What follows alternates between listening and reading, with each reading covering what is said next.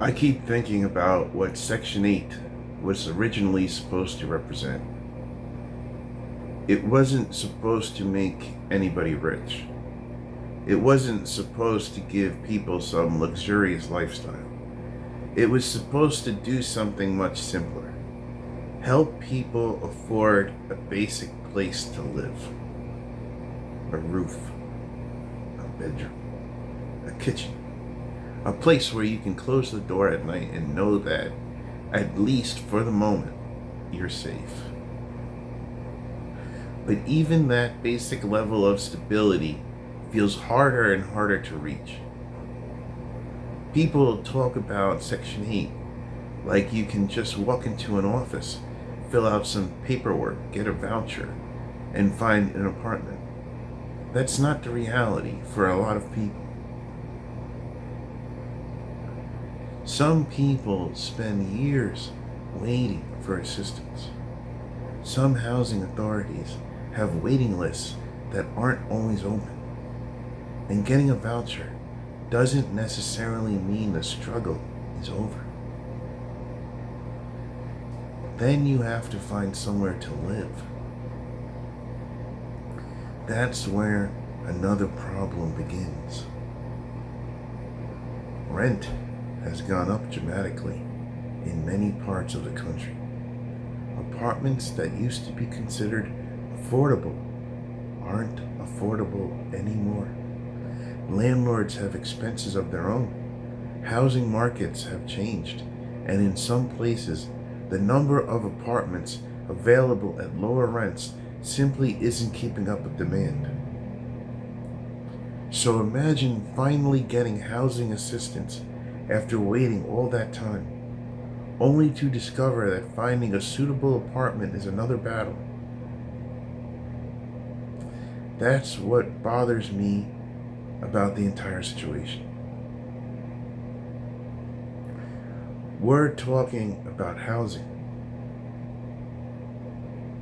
not a vacation, not a new car,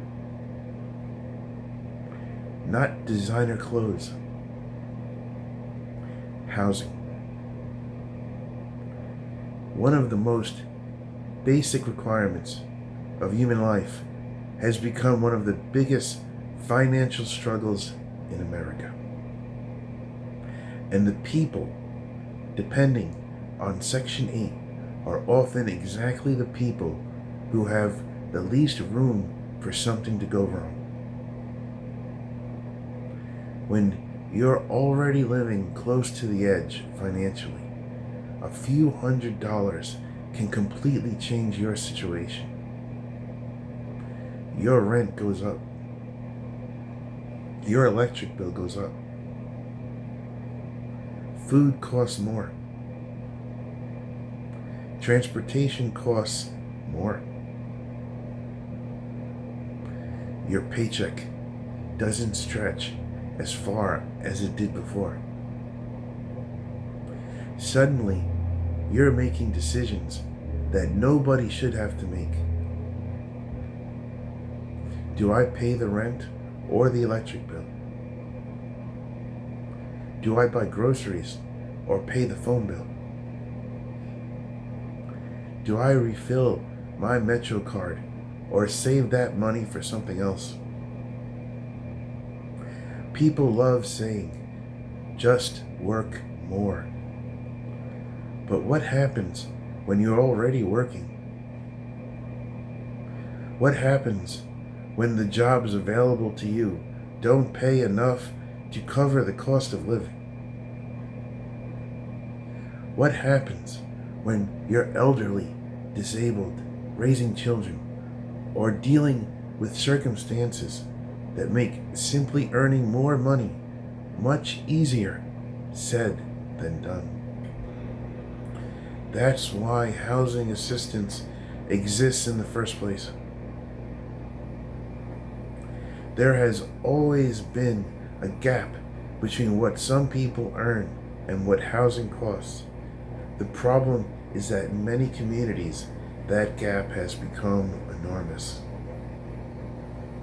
And once somebody loses stable housing, almost everything else becomes harder. Try keeping a job when you don't know where you're sleeping next week. Try getting your children to school consistently when you're moving between temporary places.